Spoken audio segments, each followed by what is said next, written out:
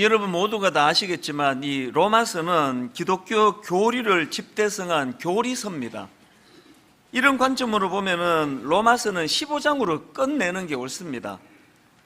16장에 보면은 별 내용도 없고 그냥 이름만 쭉 열거되는 것을 볼 수가 있는데요.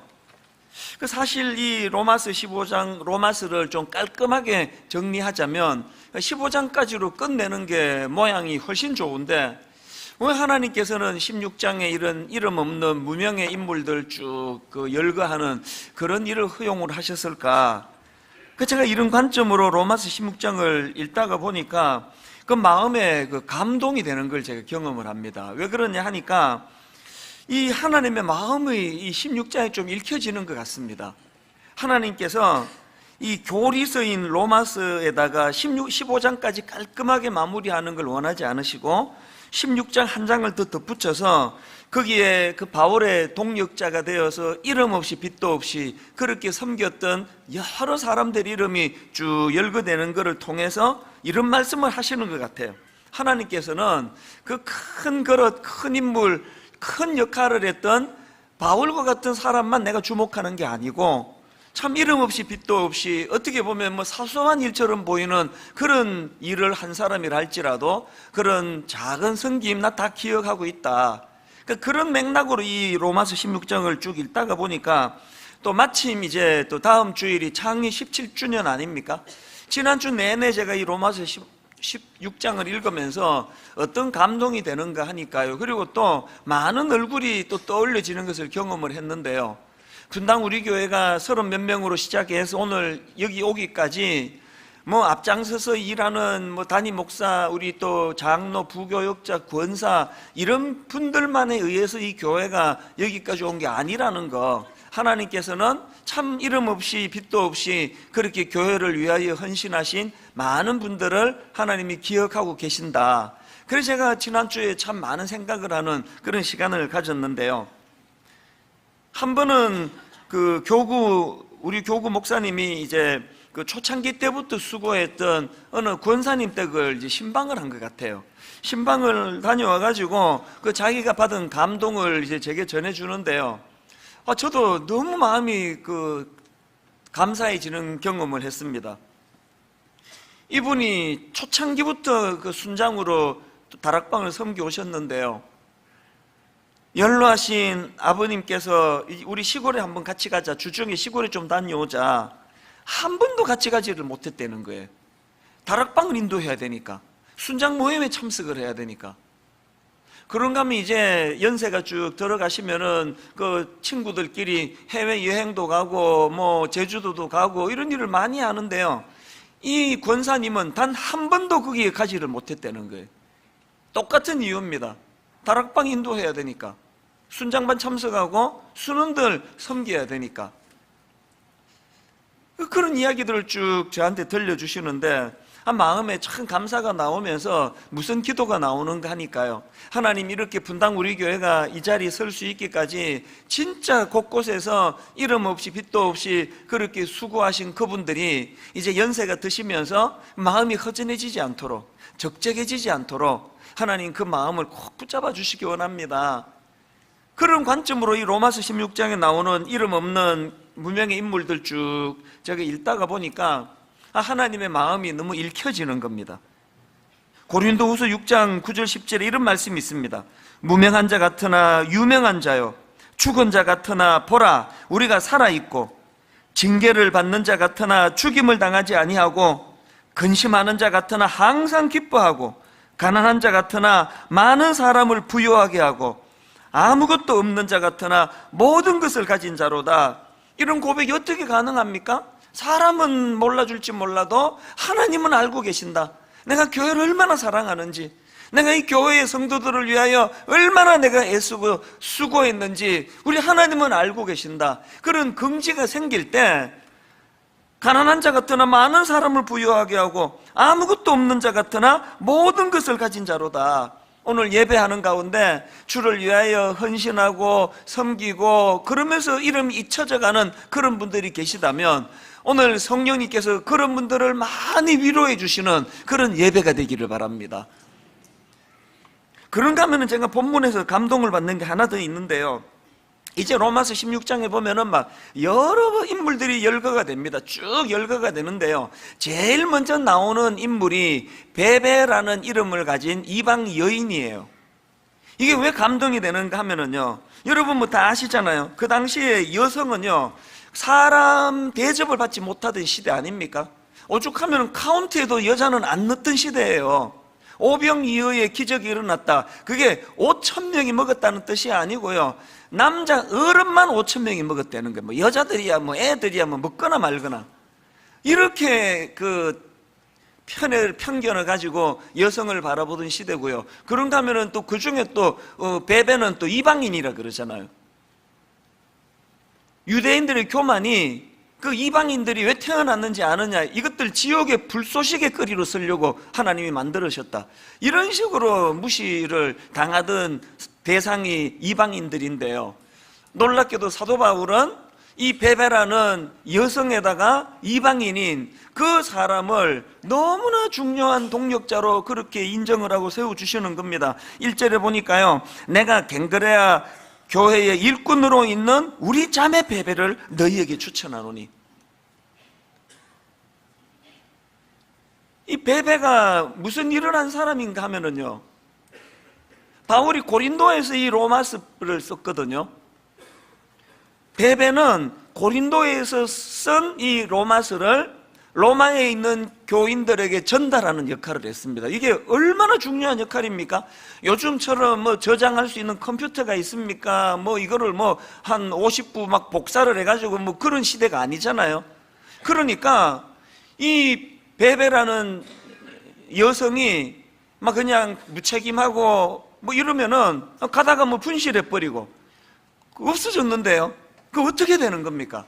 그러니까 이 베베라는 여성에 대한 사도 바울의 그 신뢰라는 거는 그 대단한 거 아닙니까?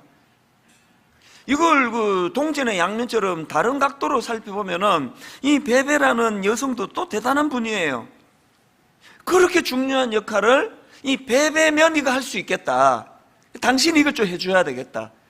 저는 이 로마서를 보면서요, 우리가 자꾸 어떤 편견을 가지고 뭐 이 사람은 이런 사람이다, 저 사람은 저런 사람이다, 그런 편견을 갖지 않는 것도 중요하고, 그런가 하면은 여러분, 우리가 하나님 앞에 사람 앞에 베베처럼 인정받아야 됩니다.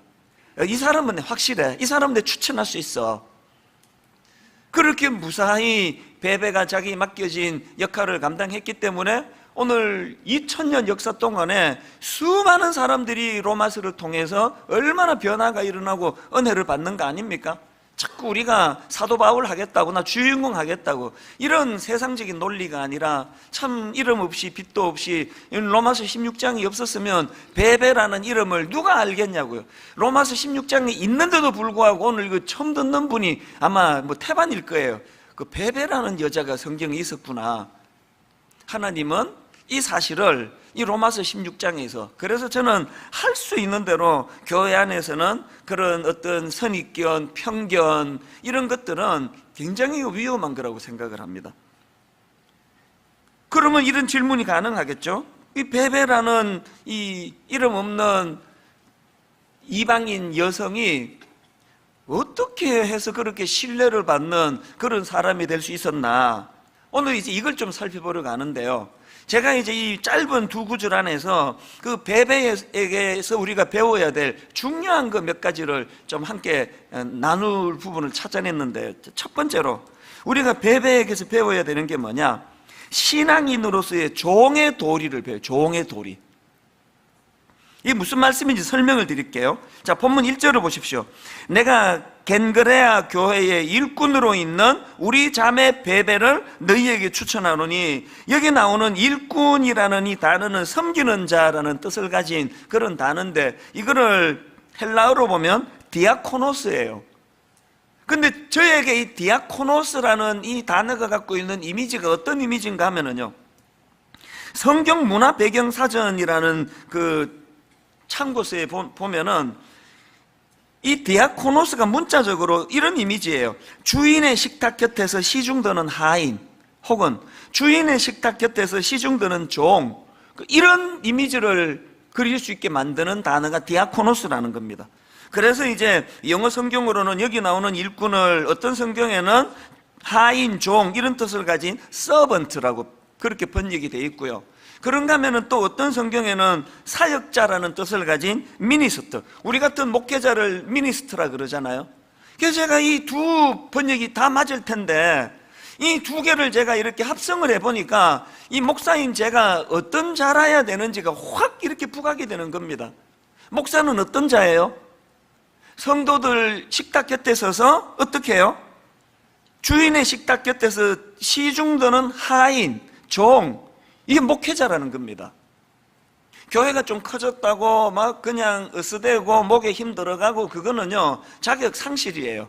교회가 아무리 커져도 종이 주인 되는 법 없습니다. 오히려 교회가 커진다는 것은 섬겨야 할 대상이 그만큼 많아졌다는 뜻이에요. 화요일마다 제자 훈련하듯이 우리 교역자들을 목 1시간씩 제가 잔소리를 엄청 많이 하는데 요즘은 다 이 이야기예요. 우리 위치를 좀 알자는 거예요. 우리 신분을 알자는 겁니다.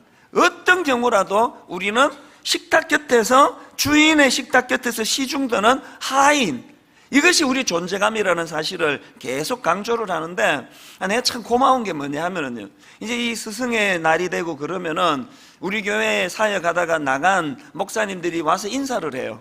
그렇게 고맙게 와서 인사를 해주는데 덕담을 이제 나누죠. 그러는데 제가 제일 듣기 좋은 말이 뭔지 아십니까? 이런 이야기를 이구동성으로 합니다. 목사님, 분당 우리 교회에서 배운 종의 도리 이거 하나 머리에 담고 목회했더니 목회가 되던데요. 물론 뭐 듣기 좋으라고 덕담하는 이야기지만 원리는 정확하게 꿰뚫은 거 아닙니까? 할 수 있는 대로 내가 누릴 수 있는 권리는 최소화하고, 내가 누릴 수 있는 권리가 있다 하더라도 그것을 양보하고 누리지 않으려고 애를 쓰고, 대신에 나는 종이다, 나는 우리 성도들 식탁 곁에서 저들을 섬기는 종의 위치에 있어야 된다, 이런 것들을 자꾸 인식해 나갈 때에 그런 지도자가 있는 교회는 부흥하게 될 줄로 믿습니다. 그런데 중요한 게 뭡니까? 이 디아코노스라는 단어가 그 섬기는 자라는 뜻을 가졌다 그랬는데요, 그 교회의 직분 중에 집사, 여기 집사님들 많이 계시잖아요. 이 집사가 디아코노스예요. 그러면 집사가 어떤 역할을 하는지 뭐 답이 딱 나오는 거 아닙니까? 집사는요 교회에서 섬기는 종이에요. 성도들을 섬기고 교회를 섬기는 종이 집사예요. 그거를 모르시면은 집사가 잡사가 됩니다. 제가 이제 이렇게 집사님한테 그 컴퓨터로 편지를 쓰다가 오타가 날 때가 있습니다. 이 잡사님 안녕하세요. 그러면 어떻게 식은땀이 나, 이 그대로 보내줬으면 어떡할 뻔했냐고.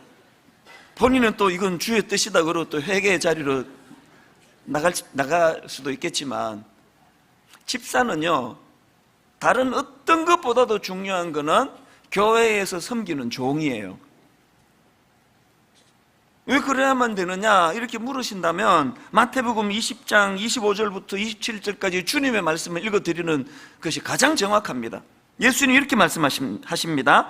예수께서 제자들을 불러다가 이르시되 이방인의 집권자들이 그들을 임의로 주관하고 그 고관들이 그들에게 권세를 부리는 줄을 너희가 알거니와, 그 다음 보세요. 너희 중에는 그렇지 않아야 하나니. 교회가 건강하기 위해서는요 세상의 질서와 반대로 하면 돼요. 세상은 높은 자리에 올라가는 사람이 대접을 받고 세상에는 높은 자리에 올라가려고 혈안이 되어 있다면, 교회는 너희 중에는 그렇지 않아야 하나니.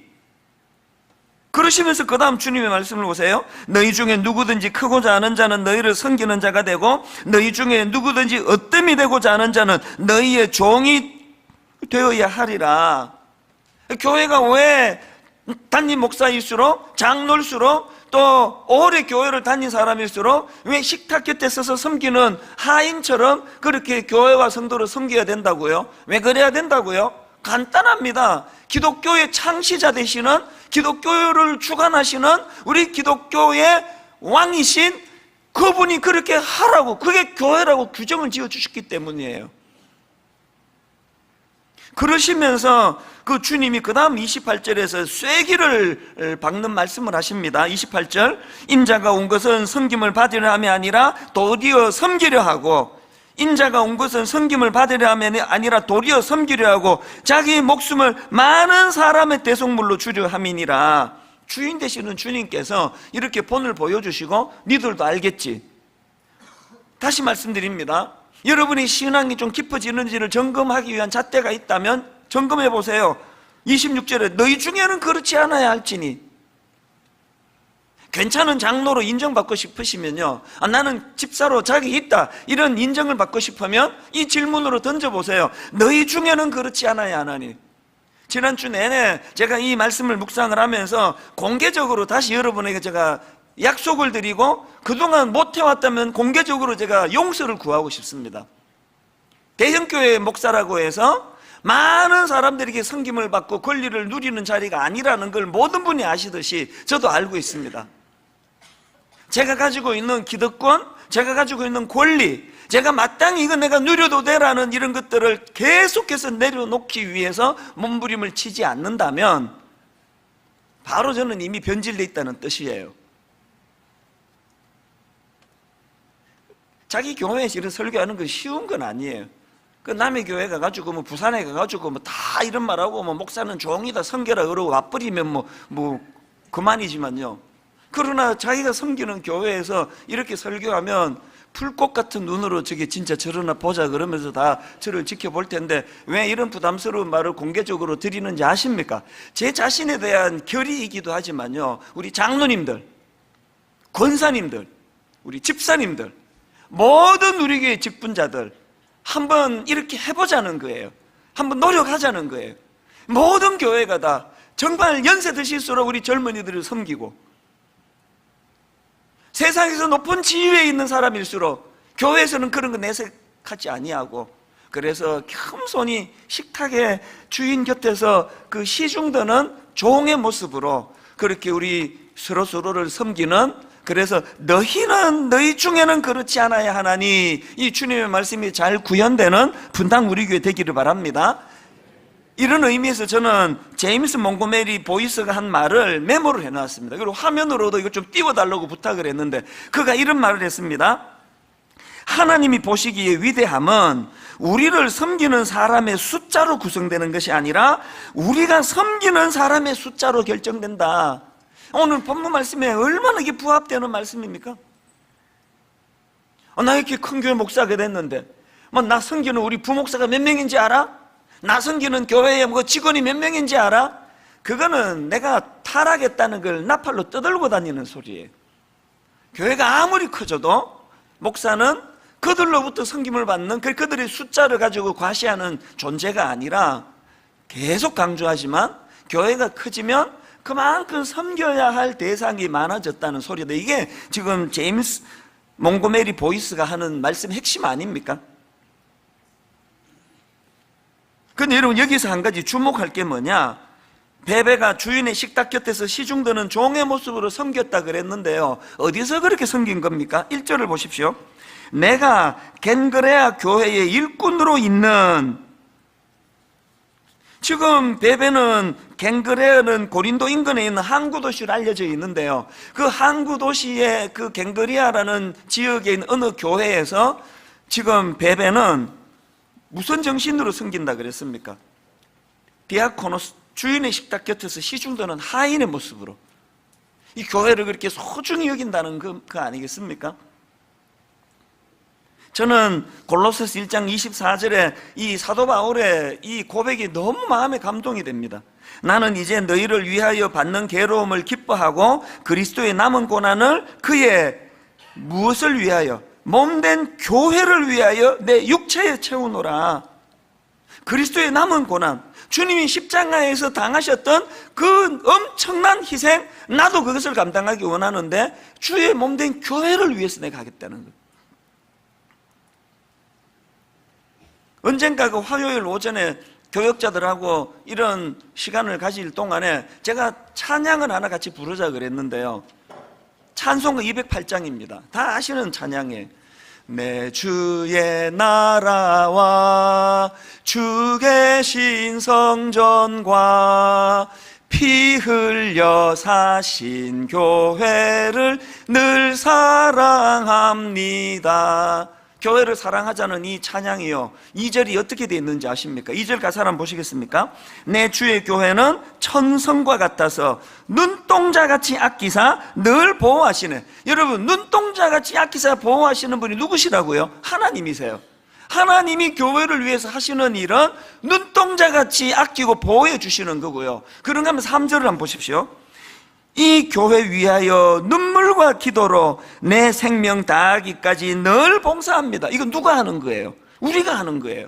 하나님은 눈동자같이 교회를 아껴주시는 일을 하시고요, 오늘 예수 믿는 우리는 그렇게 하나님이 귀히 여기시는 그 교회를 눈물과 기도로 내 생명 다하기까지 늘 주를 위하여, 교회를 위하여 봉사하고 헌신하는 곳, 이게 교회다. 그래서 제가 그날 우리 교역자들에게 저와 여러분 모두가 다 2절의 하나님 뜻을 꼭 기억하고 3절을 구현하는 그런 목사들이 되자, 그런 전도사들이 되자, 그러면서 함께 뜨겁게 기도했던 기억이 있거든요. 오늘 여러분, 이 베베라는 한 여성의 모습을 보면서 저는 수많은 이 땅에 베베들이 계시는 건 너무 잘 알고 있습니다. 이 안에도 막 제 눈에 막 여러 분 보이세요.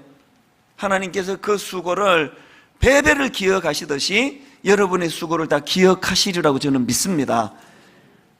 그런가 하면 두 번째로 베베에게 배워야 되는 게 뭐냐? 베베는 물질적인 후원자였다는 사실입니다. 2절을 보십시오.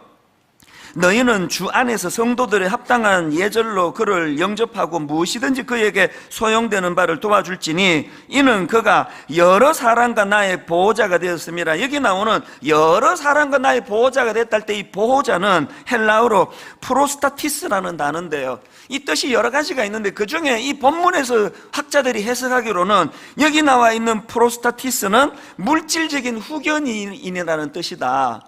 그래서 이 베베가 자산가로 알려져 있습니다. 그는 많은 물질을 사도 바울을 후원하는데, 성도들을 섬기는데 이 물질을 사용했다는 겁니다. 저는 베베가 물질로 그렇게 교회를 또 사도 바울을 섬겼다는 그 말씀을 제가 묵상을 하면서 사도행전 2장에 초대교회가 떠오르는 겁니다. 자, 사도행전 2장 44절 45절입니다 믿는 사람이 다 함께 있어 모든 물건을 서로 통용하고, 그 다음 보세요. 또 재산과 소유를 팔아 각 사람의 필요를 따라 나눠주며. 초대교회의 부흥을 묘사할 때 왜 이 대목을 여기다가 기록해 넣었을까요? 교회는 가난한 이웃을 위하여, 교회의 어떤 큰 일을 위하여 물질을 헌신하고 드리는 데가 교회예요. 베베가 바로 그런 실천을 해왔다는 겁니다. 저는 사도행전 2장에 재산과 소유를 각 사람의 필요를 따라 나눠주는 초대교회의 모습을 묵상하는데, 지난주 중에요, 제 어릴 때 모교회가 생각이 나서, 더 정확하게 말하면 제 어릴 때 모교회 장로님, 또 권사님, 또 여전도사님 생각이 나서 마음이 울컥울컥 했습니다. 60년대 70년대 자체가 온 나라가 다 가난할 그런 시대인데요, 제가 살던 그 동네는 그 중에도 더 가난한 사람이 모여 있던데요. 진짜 가난했습니다. 온 동네가 다 가난한 한가운데 사니까 가난한 것 때문에 상처는 없더라고요. 난 원래 온 세계가 다 가난한 줄 알았습니다. 얘도 가난하고 쟤도 가난하고 나도 가난하고 너나 없이 다 가난하니까요. 성도들 중에는 끼니가 안 되는 분도 계시고요, 그 장로님들도 예외겠습니까?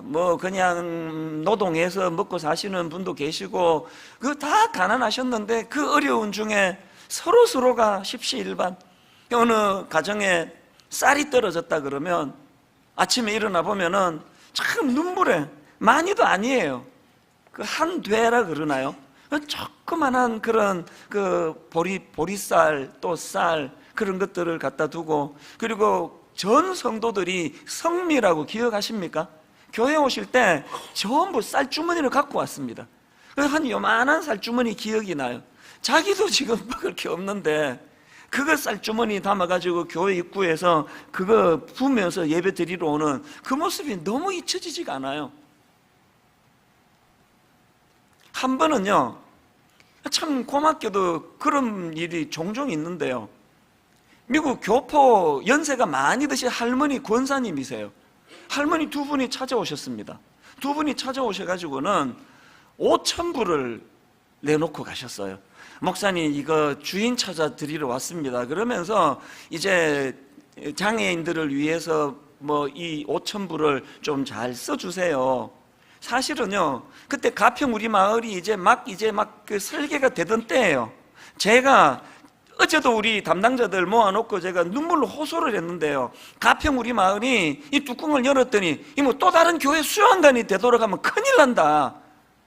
어쨌든 이거는 가평은 장애인과 비장애인이 서로 약자가 약자를 돕는 그런 독특한 그런 기관이 가평에서 만들어져야 된다고 막 잠을 잘 못 잘 정도로 마음에 요즘에 부담을 갖고 있거든요. 거의 이제 허가가 막바지에 와 있으니까요. 이런 정신을요, 제가 이게 또 다른 교회의 뭐 수양관 비스무리하게 그렇게 가면 어떡하나는 부담을 가지면 꼭 떠오르는 게 이 할머니예요. 왠지 아십니까? 그 눈물 나는 5,000불을 내놓고 가셨는데요, 문 열고 나가시는데 따라온 옆에 계시는 할머니 권사님이 한마디를 툭 던지고 가셨어요. 목사님, 이 돈이 어떤 돈인지 아십니까? 친구니까. 이 양반이 여러분 그 주부들 다 아시죠? 그 페이퍼 타월 아시죠? 페이퍼 타월은 그 일회용 아닙니까? 이 헌금하신 이 할머니가요, 페이퍼 타월을 빨아서 말려서 쓰시고 빨아서 말려서 쓰시고 그렇게 아껴서 모은 돈이에요. 그렇게 하고 가시는 거예요. 여기 지금 앉아 계시는 분 중에요, 큰 사업을 하시는 분이 돈 많다고 헌신하는 거 아닙니다. 사업하다가 어려움을 겪는 분들 컨설팅을 해주고 금액을 투자해서 그들을 도와주고 이런 분들이 이 안에 이제 제 눈에 막 뜨이는 게 얼마나 감사한지 모릅니다. 저 이제 곧 가평 열리면요, 유산 안 남기기 운동을 곧 시작할 거예요. 아이고, 지가 물려줄 게 없으니까 저를 운동하는 거지, 이렇게 생각하신다면 정확하게 보신 겁니다. 여러분, 어느 정도 아이들 뒷바라지하고 공부시키, 저는 우리 애들 어릴 때부터 일부러 내가 세뇌시켜서 이야기합니다. 아빠 물려줄 거 없는 거 알지? 아빠도 우리 윗대 어른한테 땡전 한 푼 물려받지 않았다. 이만큼 공부시켜주고 잘하고 나면 물려줄 거 자체가 없으니까, 그 아빠가 목사인데 막 엄청 물려줄 게 많으면 그거 되겠니 그거? 그러니까 지금부터 니들이 잘 앞으로 살아갈 날을 궁리하면서 살아라, 이런 이야기를 계속 해주는데요, 이게 말에 왜 힘이 있느냐? 지들이 봐도 물려줄 게 없거든요. 이제 분당 우리 교회에서 가평을 위시해서 정말 우리가 한번 넉넉하게 쓰고 여유 있게 쓰고 애들한테도 어느 정도 물려주고 그렇게 하고도 남는 건 여러분 거 아닙니다. 베베처럼 그 엄청난 물질을 사도 바울의 그 사역을 위해서, 교회를 위하여, 또 어려운 이웃을 위하여 그렇게 사용할 때 하나님께서 영광 받으시는 줄 믿습니다. 최근에도요, 그 강원도 고성에 그 산불이 나가지고 제가 뭐 정식으로 헌금한 것도 아니잖아요. 설교하면서 한마디 했던 기억이 나요. 어려움을 당했을 때 우리가 십시일반에 좀 도우면 좋겠다 그랬더니요, 세상에 내가 너무너무 감동을 받아요. 몇 주 동안에 계속 헌금이 들어오는 겁니다. 그래서 지금 우리 이웃 국내 선교부에서 이걸 어떻게 가장 효율적으로 이 헌금을 전달할 것인가를 오래 고민하며 그 논의하는 것을 보면서 참 마음이 기뻤습니다. 교회는 몸으로는 식탁 옆에서 누구를 돕는 것 같은 낮은 자세로 섬기는 자, 그리고 물질로는 베베와 같이 내 거 아끼고 내가 안 쓰고 그 시카고에 미국에서 오신 그 할머니처럼 그렇게 해서 장애인들을 위해 이거 좀 써주세요. 저는 이게 교회인 줄로 믿습니다. 마지막 세 번째로요, 베베에게 배워야 될 하나도 있습니다. 말씀의 전달자예요. 앞에서 말씀드렸지 않습니까? 베베는 사도 바울이 고린도에서 작성한 이 로마서를 로마까지 전달, 로마 교회에 이 편지를 전달하는 역할을 했는데요, 이렇게 생각하시는 분이 계십니까? 이거 뭐 편지 하나 전해준 것 가지고 뭐 그렇게 대단하다고 생각하느냐고, 이런 생각을 하시면 여러분이 그 시대를 모르시는 거예요. 이게 지금 어떤 의미가 있느냐? 베베가 전달했던 그 서신은 파피루스에 기록된 서신이라고 그렇게 알려져 있는데요, 제가 그 어느 자료에 보니까 그 당시 사용되던 파피루스는 이집트에서 나는 식물의 줄기를 아주 가늘게 벗겨서 붙여서 만든 것이라는 겁니다. 그러니까 이 로마서를 16장까지 기록한 이게 부피가 얼마나 크겠습니까? 그리고 여러분 다 아시잖아요. 그때는 핍박당하던 때예요. 적지로 지금 뛰어드는 겁니다. 이게 들통나면 목숨이 지금 보장되지 않는 상황입니다. 베베가 이것도 귀하고 저것도 귀했지만 가장 귀한 거는 말씀을 전달하는 전달자였다는 거예요. 제가 이 베베 이 내용을 묵상을 하다가 떠오른 게 하나 있는데, 여러분 혹시 독립운동가 오광심 여사라고 들어보셨습니까? 저는 지난 3.1절 전후로 그 강의를 듣다가 이분은 알게 됐는데요, 오광심 여사는 만주 서간도에서 조선혁명군으로 활동했던 독립운동가입니다. 여성으로서. 근데 이분이 무슨 일을 했느냐, 그 만주의 독립군들이 이제 너무 여러 곳에 분산이 돼 있어서 이래서 이제 효율적이지를 않다. 그래서 우리가 결집하고 모이고 그렇게 하나가 되자는 그런 이제 움직임이 있었는데요, 이 오광심 여사가 한 게 뭐냐 하면은, 이분이 그 난징으로 가가지고, 중국 난징으로 가서 흩어져 있는 독립군들이 하나로 뭉쳐야 된다, 이런 내용의 보고서를 이제 1500km가 떨어져 있는 엄청나게 먼 거리에 이 보고서를 전달하는 그 역할을 맡은 거예요. 근데 그 당시 일제가 아주 혈안이 돼가지고 몸수색하고 뭐 애 어른 가리지 않고 그렇게 뒤질 때라는 거예요. 그 보고서가 200페이지짜리예요. 200페이지짜리 보고서를 들고 1500km나 되는 곳으로 가는데 이게 검문을 당하지 않는다는 보장이 없다는 거예요. 이거 거의 뭐 다 이게 이제 발각될 상황이라는 겁니다. 그 상황에서 오광심 여사가 무슨 결심을 했는지 아십니까? 자기에게 맡겨진 이 보고서를 무사히 1500km 떨어진 그곳에 무사히 전하기 위해서 이분이 놀라운 결심을 했는데요, 그 200페이지를 다 외워버렸다는 거예요. 통째로 그것을 다 외워가지고 전달을 했다는, 제가 그 강의를 듣는데요, 눈물이 나더라고요. 지금 우리가 누리는 이 자유가 이게 공짜로 생긴 게 아닌 거구나, 이게. 그런가 하면은 비슷한 이야기가 하나 더 있는데요, 2년 전에 대학로에서 종교개혁 500주년 기념으로 더 북이라는 제목의 뮤지컬 공연이 있었거든요. 이 공연의 부제가 뭐냐, 성경이 된 사람들, 이런 부제인데요, 어느 시대를 배경으로 했는가 하면은 루터의 종교개혁이 일어나기 100년 전을 배경으로 했습니다. 여러분 중세 암흑기 다 아시죠?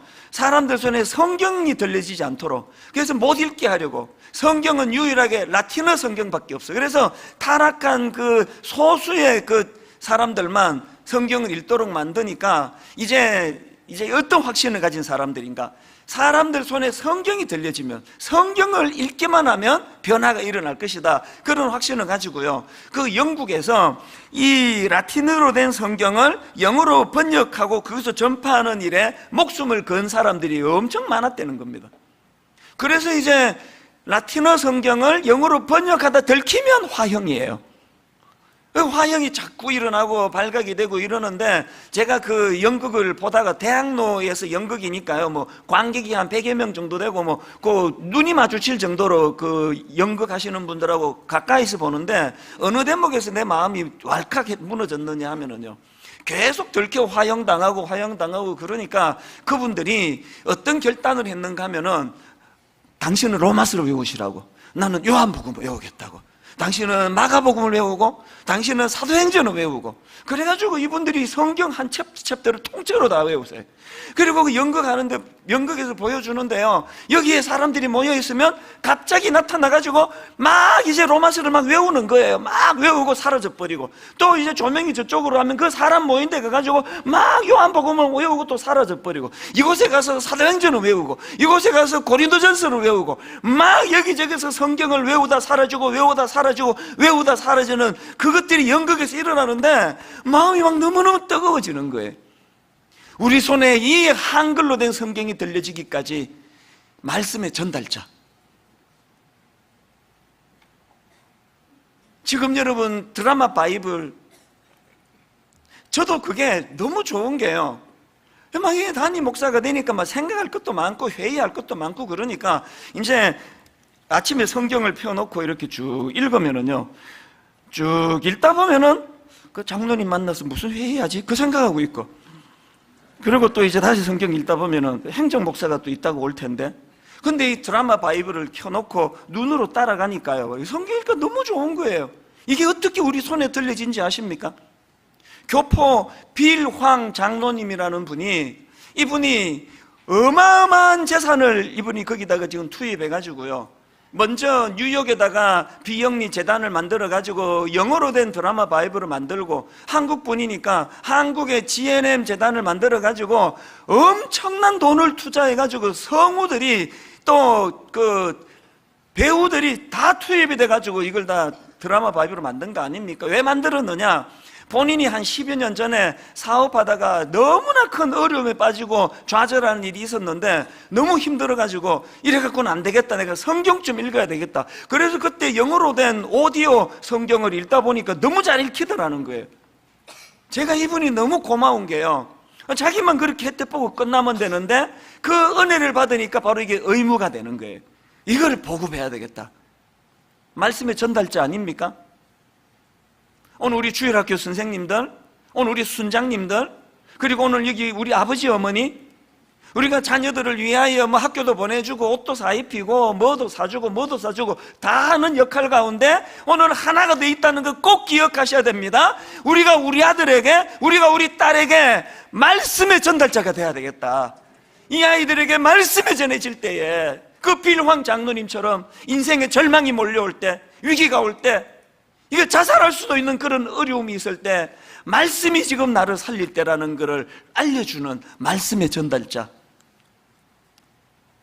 그래서 저는 오늘 영상 하나를 보여드리는 것으로 오늘 설교를 마무리하려고 하는데요, 두 가정이 이 영상에 나오는데요, 가만히 한번 그 말씀의 전달자 역할을 어떻게 하는가를 한번 들여다보시기를 바랍니다. 이 시간 같이 보시도록 하겠습니다.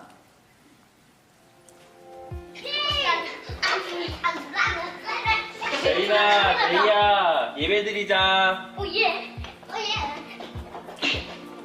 이제는? 지난주에 노아 말씀 들었던 거 기억나지? 아니. 기억나지? 창세기 제8장. 자, 아빠 퀴즈 낼 거야. 잘 들어. 다시는 그에게로 돌아오지 아니하였더라. 601년 첫째 날 아빠가 퀴즈를 하는데, 아까 홍수를 안 썼는데 홍수를 할 때 물이 빠진 거를 어떻게 확인하기 위해서 어떤 동물을 보냈을까? 까마귀 비둘. 오, 딩동댕. 그리고 하나님이 사람을 누구의 형상대로 지으셨다고 했어? 정답. 정답. 딩동댕. 이제 홍수 난 다음에 다시 강남. 물로 하나님이 심판하시지 않는다고 약속을 해주셨잖아. 그 약속으로 하나님이 뭘 보여주셨어? 무지개. 잘한다. 제이는 뭐가 감사했어 이번 주에? 하나님. 재한은 뭐가 감사했어? 아빠가 해외 출장 가 있는 동안에 제아가 엄마랑 같이 예배드리고 건강하게 잘 있어서 너무 감사했어. 어린이 부흥회 갔는데 그때 형아가 아팠잖아. 다시 집에 돌아오는데 병원 안 가도 될 만큼 다시 나아서 감사했고. 이리 와. 우리 한 주간 지켜주신 하나님께 감사하면서 이제 아빠가 기도하고 마칠까? 기도하자. 하나님, 기도. 기도해. 하나님 아버지 감사합니다. 우리 가정 가운데 함께 하시고 우리의 삶 가운데 함께 하시는 하나님을 찬양합니다. 아빠, 가정 예배 안 드려? 벌써 이렇게 시간 됐구나. 모이자. 네. 사랑이 많으신 하나님 아버지 감사합니다. 찬송은 저희 선한 능력으로 부르시고 가겠습니다. 주 선한 능력으로 와르시네.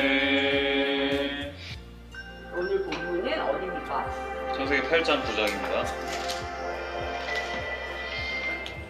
하나님이 바람을 땅 위에 불게 하시매 물이 줄어들었고 비품의 샘과 하늘의 창문이 닫히고. 이게 9장에서 무지개를 언약의 증거로 하나님께서 삼으신다고 말씀을 하셨는데 무지개라는 거가 상징하는 의미가 좀 굉장히 많이 왜곡이 됐잖아요.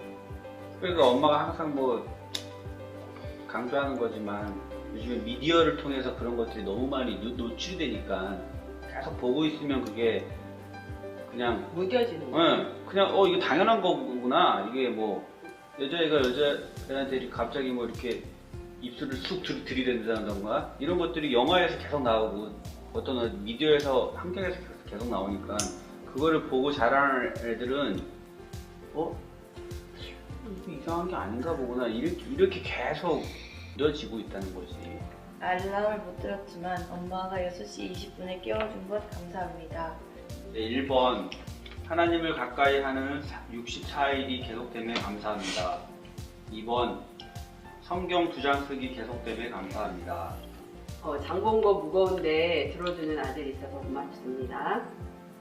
하나님 아버지, 오늘 이렇게 다 함께 또 한자리에 모여서 하나님의 말씀을 읽고 서로 감사를 나누면서 이렇게 시간 보낼 수 있으니 또 감사합니다. 여러분, 저 두 가정의 그 부모님이 말씀의 전달자가 돼서 어릴 때부터 나이 들어가면서 이것들이 다 이루어진다 할 때 너무나 혼란스러운 세상의 가치관에 노출되어 있는 우리 자녀들이 얼마나 그 마음의 중심을 잡는 데 도움이 되겠습니까? 가정 예배를 통해서 그래서 그 감사를 같이 나누고 드라마 바이블을 같이 읽고 또 말씀의 전달자 되는 부모와 더불어 대화를 나누는 이것들이 모든 우리 예수 믿는 가정에서 꿈을 꾸면서 복구시켜야 될 중요한 가정 예배가 되는 줄로 믿습니다. 저는 오늘 말씀의 그 마무리 찬양을요, 이 십자가의 전달자, 이 전달자라는 매개를 가지고 이 찬양을 고르게 됐는데, 우리 가사를 생각하시면서 또 말씀을 기억하면 아버지 제가 말씀의 전달자, 십자가의 전달자가 되기를 원합니다. 이런 소원을 가지고 같이 이 찬양 불러보기 원합니다. 난 지극히 작은 자, 지극히 작은 자, 죄인 중에 괴수, 무익한 날 부르셔서 간절한 기대와 소망, 부끄럽지 않게 십자가 전케 하셨네. 여러분, 이런 결단할 수 있습니까? 어디든지 가리라 주 위에서라며 십자가의 전달자, 나는 전하리 그 십자가, 내 몸에 밴 십자가, 그 보혈의 향기 온 세상 채울 때까지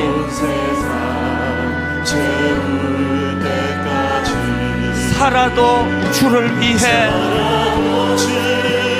죽어도 주를 위해, 사나 죽으나 난 주의 것. 십자가의 능력, 십자가의 소망, 내 안에 주만 사시는 것. 난 지극히 작은 자, 죄인 중에 괴수, 무익한 날 부르셔서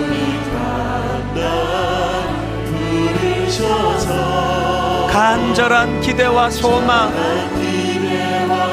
부끄럽지 않게 십자가 전케 하셨네.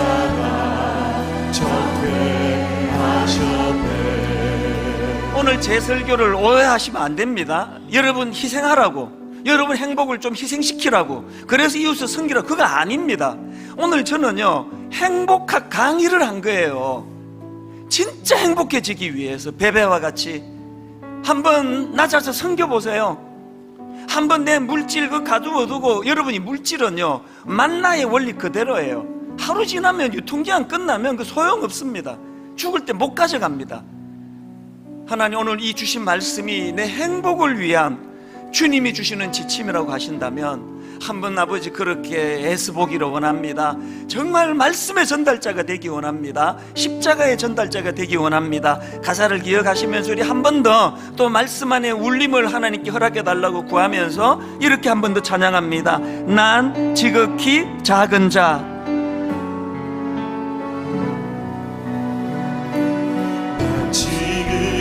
작은 자 죄인 중에 괴수 무익한 나 부르셔서 간절한 기대와 소망 간절한 기대와 소망 부끄럽지 않게 십자가 전개하셨네. 어디든 가리라 어디든지 가리라 주 위에서라면 나는 전하리 그 십자가 그 십자가 내 몸에 밴 십자가 내 몸에 밴 십자가 그 보혈의 향기 보혈의 온 세상 채울 때까지 채울 이렇게 한번 결단해 보십시오. 살아도 주를 위해 죽어도 주를 위해 사나 죽으나 난 주의 것 십자가의 능력 십자가의 소망 내 안에 주만 사시는 것 다시 한번 결단하십시오. 살아도 주를 위해 죽어도 주를 위해 사나 죽으나 난 주의 것 십자가의 능력 십자가의 소망 내 안에 주만 사시는 것 우리 다 자리에서 일어나셔서 다시 한번 선포하기 원합니다. 살아도 주를 위해 죽어도 주를 위해 사나 죽으나 난 주의 것 십자가의 능력 십자가의 소망 내 안에 주만 사시는 것 여러분 한 번 더 가사를 생각하며 한 번 더 선포하십시오. 살아도 주를 위해 죽어도 주를 위해 사나 죽으나 난 주의 것 여러분이 십자가의 능력을 경험하기 원합니다. 십자가의 능력 십자가의 소망 내 안에 주만 사시는 것 난 지극히 작은 자 죄인 중에 괴수 무익한 날 부르셔서 우리에게 주신 소망 간절한 기대와 소망 부끄럽지 않게 십자가 전개하셨네. 믿는 우리가 행복하는 길은 하나라고 말씀드렸습니다. 너희 중에는 그렇지 않아야 하니 이 세상의 악한 질서에 어긋나는 너희 중에는 그렇지 않아야 하나니 하나님 제가 이 말씀대로 한번 순종해 보려고 애를 쓰겠습니다. 성령님 우리 가정을 붙잡아 주시기 원합니다. 우리 통성으로 같이 말씀 기억하며 기도하시겠습니다. 살아계신 하나님 아버지 오늘 이 말씀이 우리들 삶 속에 결단이 되게 하시고 도전이 되게 하시고 하나님 말씀대로 실천했더니 가정이 회복이 되고 자녀가 살아나고 아버지 하나님 말씀을 실천했더니 우리 안에 행복이 찾아오더라는 것을 맛보며 신앙생활에 가기를 원하오니 그 길로 인도하여 주시옵소서. 하나님 아버지 너무나 잘못된 세상 가치관이 우리를 엄습하는 시대입니다. 우리 자녀들에게 말씀의 전달자가 되기를 원합니다. 우리 주변 사람들에게 말씀의 전달자가 되기를 원합니다. 인도하여 주시옵소서.